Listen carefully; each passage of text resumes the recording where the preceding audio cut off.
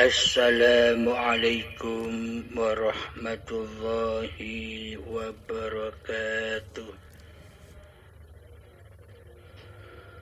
Bismillahirrahmanirrahim.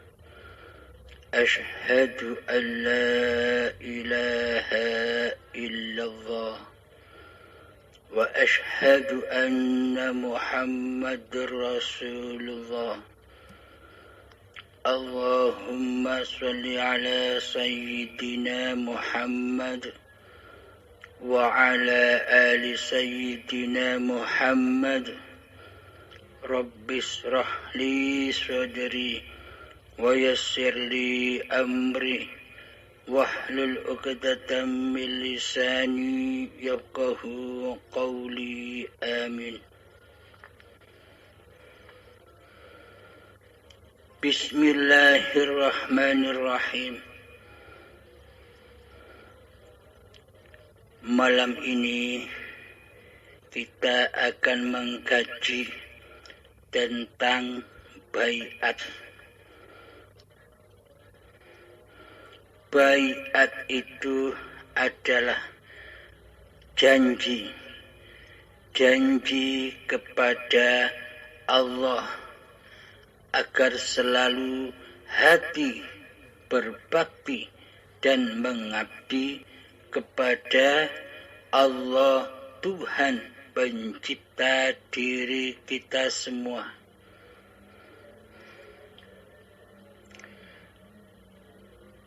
Baiat itu adalah persaksian di dalam syahadatnya.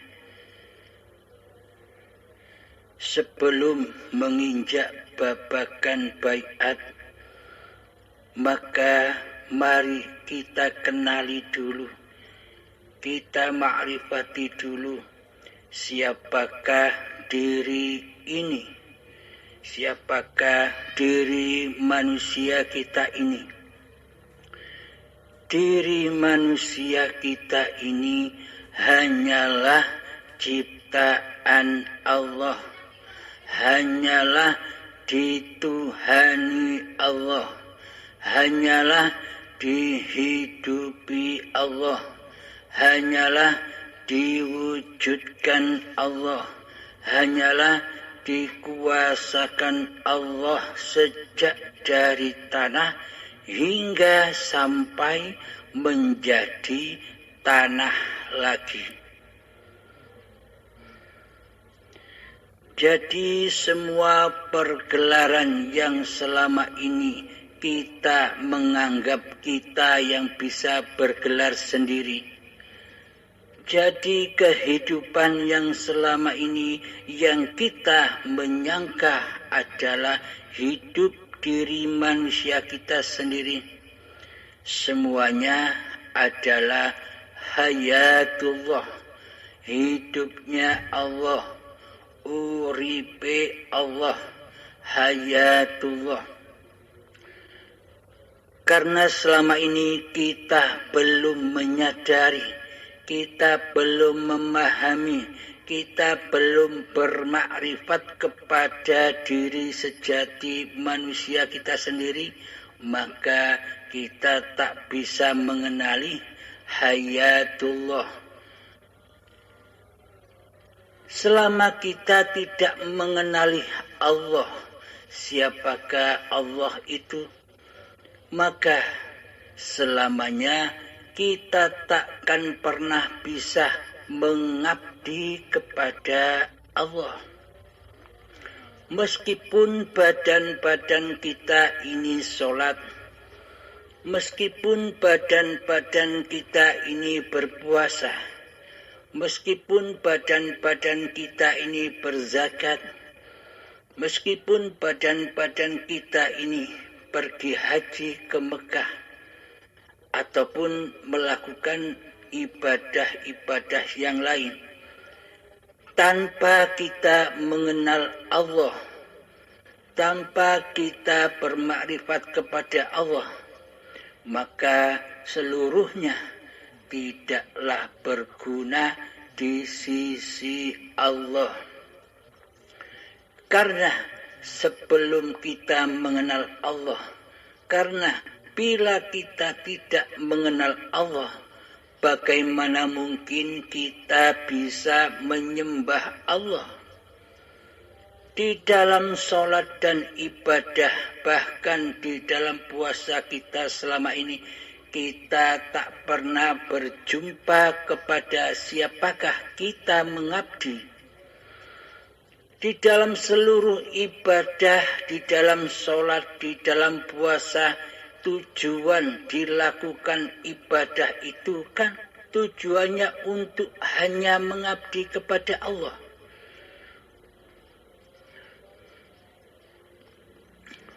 Nah, bagaimanakah cara mengabdi kepada Allah? وَمَا خَلَقْتُ الْجِنَّ وَالْإِنسَ إِلَّا لِيَعْبُدُونَ. Tidak kuciptakan jin dan manusia hanyalah untuk mengabdi kepadaku, kata Allah. Maka marilah kita belajar mengabdi kepada Allah. Selama ini hati kita mentiadakan Allah. Hati kita menggaibkan Allah. Hati kita menggaibkan wujudullah. Hati kita menggaibkan hayatullah, uripe Allah. Hati kita mentiadakan kuasa Allah di hati kita selama ini. Yang wujud, yang nyata, yang hidup, yang berkuasa selama ini di hati kita adalah diri kita sendiri. Nah, dengan kelakuan yang seperti ini, dengan perposisian seperti ini, berarti yang jadi Tuhan, berarti yang jadi Allah selama ini siapa? Allahkah pencipta diri kita, ataukah malah diri kita yang berposisi menjadi Allah, yang mentuhani hidup dan badan ini selama ini? Kita memang tidak terasa, kita memang tidak menyadari hal itu. Karena kita belum mengenal Allah. Karena kita selama ini tidak pernah sekalipun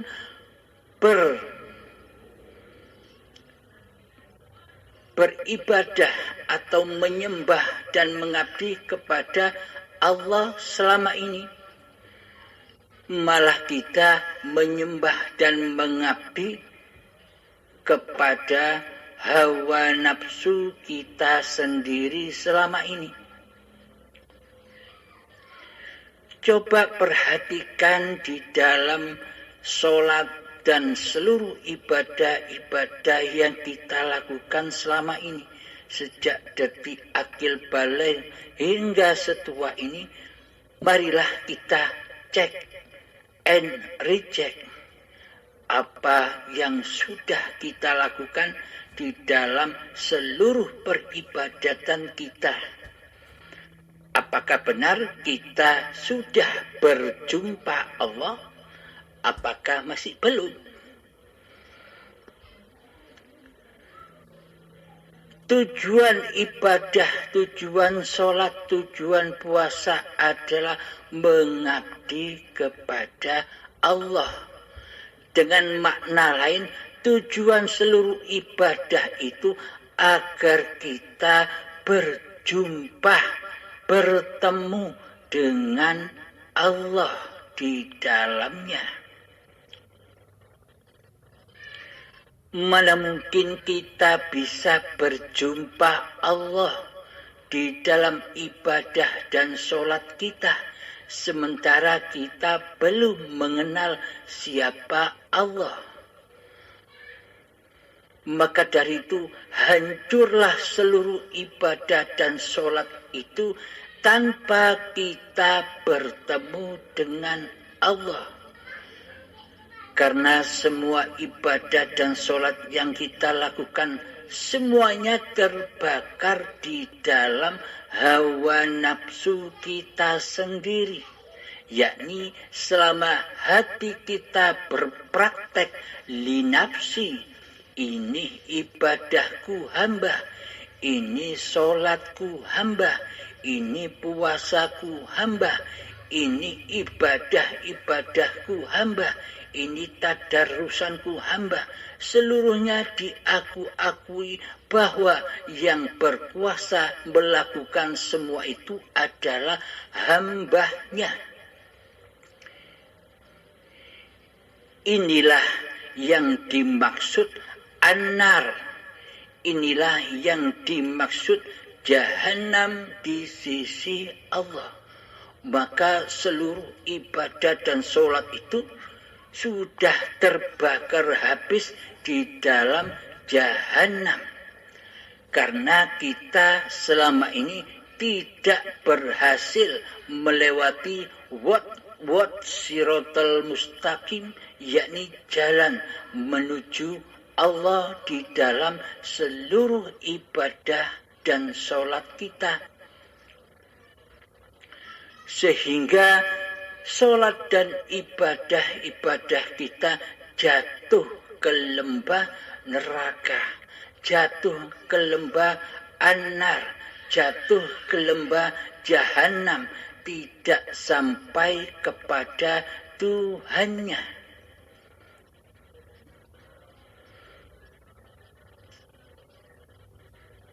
Di dalam Al-Quran Allah menyebutkan bahwa sesungguhnya bahan bakarnya neraka, hingga neraka itu bisa menyala, membara-bara.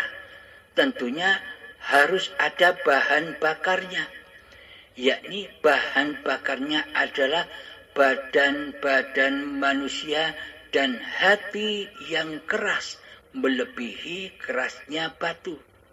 Kapankah neraka itu ada? Neraka itu ada dan membara-bara di dalamnya ketika bahan bakarnya tersedia. Kita ketahui bahan bakar neraka itu saat inilah sudah tersedia banyak. Jadi kapankah api neraka itu membara-bara, membakar manusianya? Ya saat inilah neraka itu sudah menyala-nyala ketika hamba belum mengenal Tuhannya. Inilah hakikat neraka di sisi Allah. Bukan neraka yang dibayang-bayangkan manusia. Seperti di YouTube, di film-film, semua itu hanya angan-angan manusia. Karena manusianya belum mengenal Tuhannya. Bila manusia belum mengenal Tuhannya, maka seluruh ibadahnya, seluruh apa yang digelar di dalam badannya adalah angan-angan belaka. Tuhannya angan-angan, ibadahnya angan-angan, agamanya angan-angan, sholatnya angan-angan, puasanya angan-angan. Semuanya adalah hanya laku dohiriyah saja.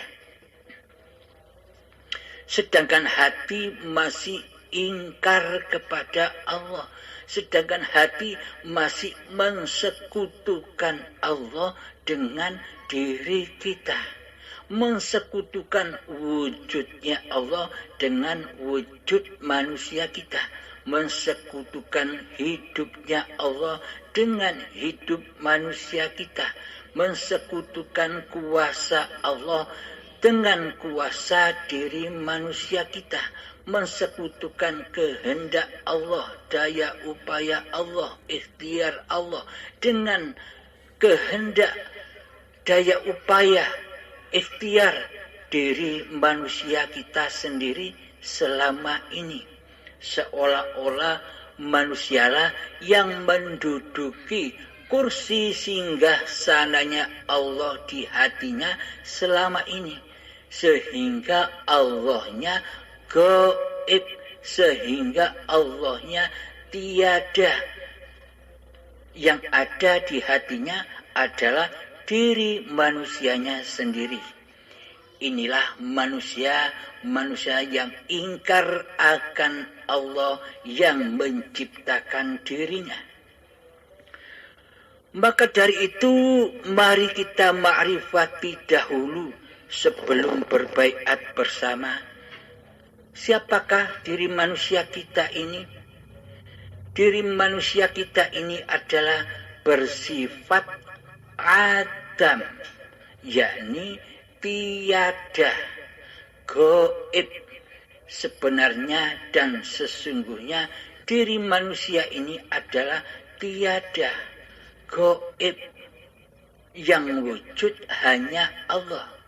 Selama ini seluruh isi hati kita, aplikasi hati kita selama ini terbalik. Imannya terbalik.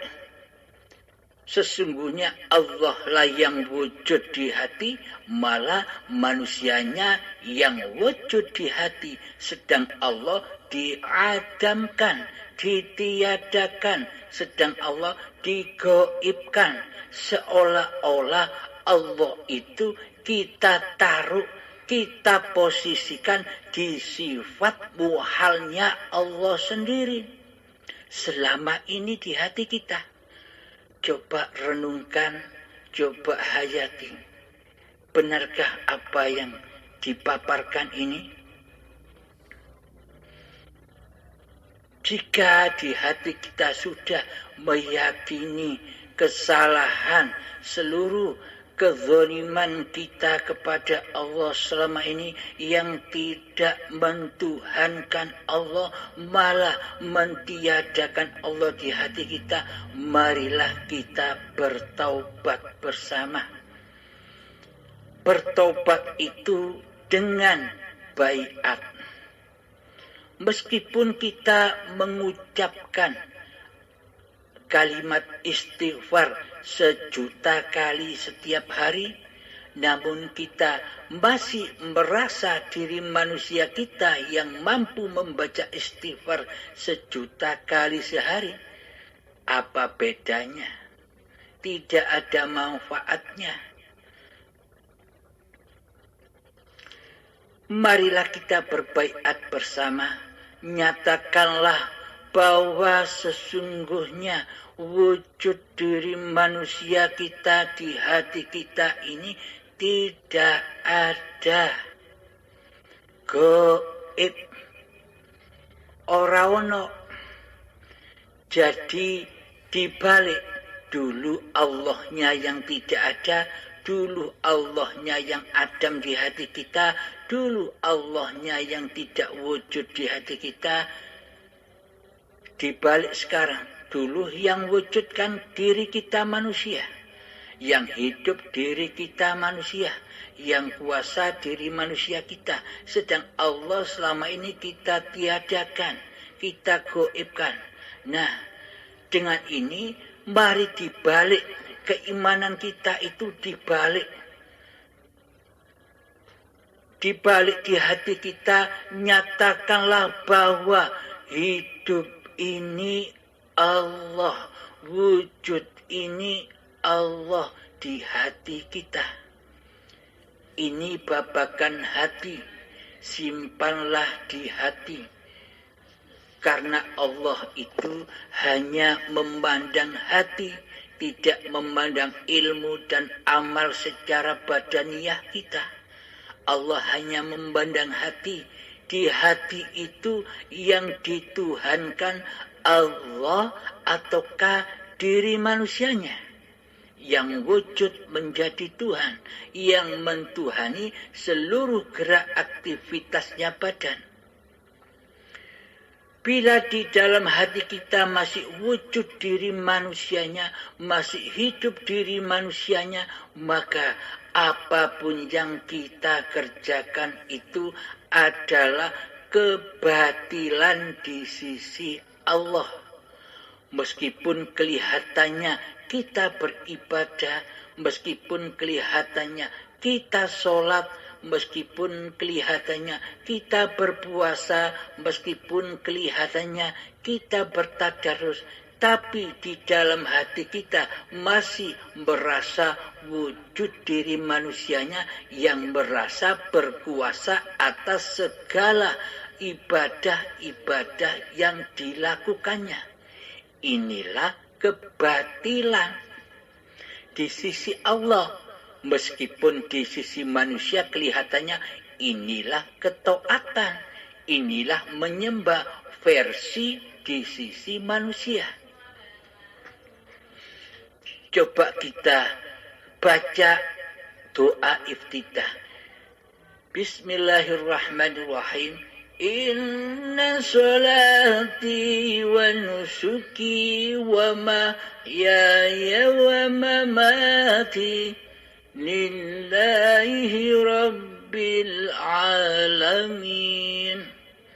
Sesungguhnya solatku, ibadah-ibadahku, hidup dan matiku hanyalah milik Allah yang mentuhani di dalamnya. Inilah bukti bahwa kita selama ini ingkar kepada Allah, meskipun di dalamnya dibungkus dengan ibadah-ibadah, dibungkus dengan sholat-sholat, dibungkus dengan puasa-puasa dan sebagainya. Akan tetapi hati kita ingkar kepada Allah, mensekutukan Allah dengan diri manusia kita, karena yang mentuhani selama ini adalah bukan Allah. Yang mentuhani kehidupan dan badan kita, serta yang mentuhani seluruh gerak aktivitas kita selama ini adalah diri kita sendiri. Inilah kezoliman kita selama ini kepada Allah, yang mana hati selalu mensekutukan Allah dengan diri manusianya. Selama ini kita tidak menyadarinya. Namun setelah paparan-paparan ini tergelar, semoga kita semua bakal menyadari kesalahan-kesalahan, kezaliman kita kepada Allah. Karena sebenarnya kita selama ini tidak berakhlak kepada Allah. Selagi kita tidak berakhlak kepada Allah, maka kepada siapapun kita takkan bisa berakhlak.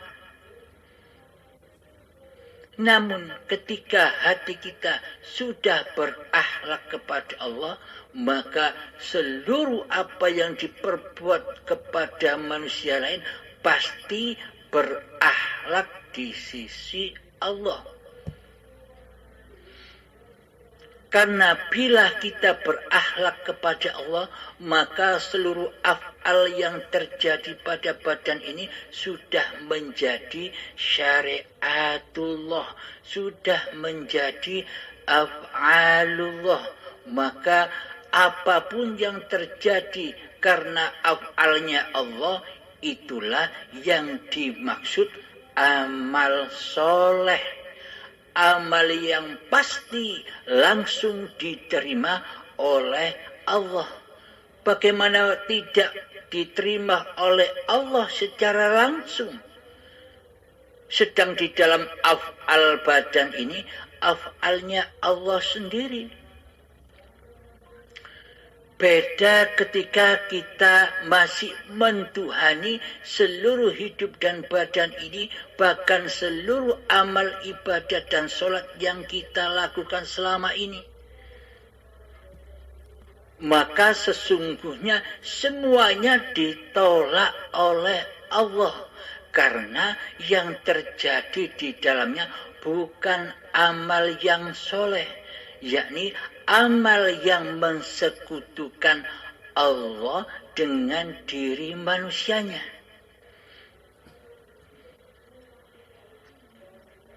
Maka dari itu, marilah kita bersahadat. Marilah kita berbaiat dengan yang sesungguhnya. Bersahadat menyaksikan Allah, yakni di hati kita sudah menetapkan dalam hati bahwa hidup ini Allah. Jadi nama dohir kita tetap Abdul Halim, akan tetapi nama hati, nama hidup, nama jiwa, nama roh yang ada di dalam badan ini tetaplah bernama Allah. Jadi hidup yang ada di dalam badan ini sudah tidak bernama Abdul Halim lagi. Karena Abdul Halimnya sudah taubat menjadi Tuhan. Karena nama manusia kita di hati kita sudah taubat menjadi Tuhan, maka dari itu hidup kita abdikan lagi, hidup kita persembahkan lagi bahwa hidup ini Allah. Jadi nama hati kita, nama jiwa kita, nama roh kita, nama hidup kita di dalam hati kita adalah Allah. Maka tetapkanlah, pendam rapat-rapat mutiara ini. Mutiara iman yang selama ini kita tinggalkan. Sejak bayi, iman permata yang seperti ini masih ada karena masih suci dari manusianya. Maka ambillah lagi iman Islam permata kita yang hilang dulu dengan menetapkan di dalam hati kita bahwa nama hidup, nama nyawa, nama roh, nama jiwa yang menguasai badan Abdul Halim, badan kita semua ini adalah Allah. Itulah baiatnya. Baiatlah diri masing-masing kita. Tetapkan yang ada di dalam diri ini, nama hidup ini, nama jiwa ini, nama roh ini, nama nyawa ini adalah Allah, bukan nama manusianya. Dulu beberapa alim ulama mengatakan asma Allah yang 99 itu genapilah, carilah nama yang satu, sehingga lengkaplah nama yang 99 itu menjadi 100. Bagi manusia yang sudah menemukan nama satu yang ke-100 ini, maka pasti ia akan berjumpa Tuhannya. Karena nama yang 100 inilah nama yang Al-Latif. Siapakah nama yang ke-100 ini? Nama Allah yang ke-100 ini adalah nama-nama seluruh makhluk yang diciptakan oleh Allah, yakni nama diri manusia kita. Selama ini siapa nama Anda, siapa nama saya, siapa nama mereka, semua itu adalah nama Allah yang ke-100, yakni nama-nama ciptaan Allah. Maka ketika kita sudah menyadari Abdul Halim ini adalah nama Allah yang ke-100, maka leburkanlah nama yang ke-100 ini di dalam hati kita. Leburkanlah, kembalikan lagi nama yang ke-100 ini menjadi nama Allah. Hidup ini Allah, wujud ini Allah, kuasa ini Allah, kehendak daya upaya ini Allah di dalam hati kita. Nama dohir tetaplah nama manusia kita. Akan tetapi nama hati, nama hidup, nama roh, nama jiwa, nama nyawa yang ada di dalam diri manusia kita adalah Allah. Inilah yang dikatakan inna lillahi, darikulah yang suci kata Allah, wa inna ilaihi raji'un, dan kembali kepadakulah yang suci. Jadi inilah yang dimaksud mati sebelum mati. Inilah yang dimaksud menebus alam syakaratul maut nanti. Agar ketika ajal kita menjemput, maka kita sudah tahu jalan pulangnya. Soalnya selama ini sebelum ajal menjemput, kita sudah melatih syakaratul maut.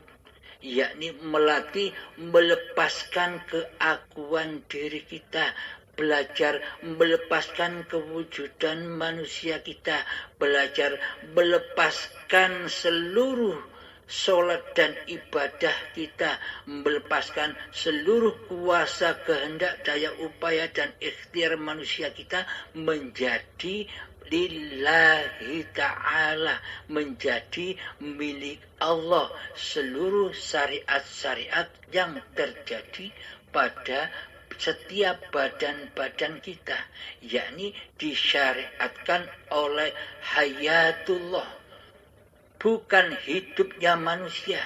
Karena manusia itu sifatnya Adam. Adam itu tidak ada. Sifatnya manusia al-maut. Manusia itu mati. Jadi tetapkanlah bahwa yang wujud ini Allah dan hidup ini Allah. Inilah baiat nama. Nama batin kita adalah Allah. Ketika bertindak tanduk apapun badan ini, selalulah bertuhankan Allah. Yakni yakini dalam hati bahwa seluruh pergerakan badan ini adalah lillahi ta'ala, yakni af'alullah, bukan af'alnya badan sendiri. Karena tanpa af'alullah badan ini tiada, badan ini mati, badan ini tak wujud tanpa wujudnya Allah. Semoga baiat ini berguna bagi saya dan bagi kita semua, agar kita selalu mentuhankan Allah daripada mentuhankan diri kita sendiri. Semoga bermanfaat. Assalamualaikum warahmatullahi wabarakatuh.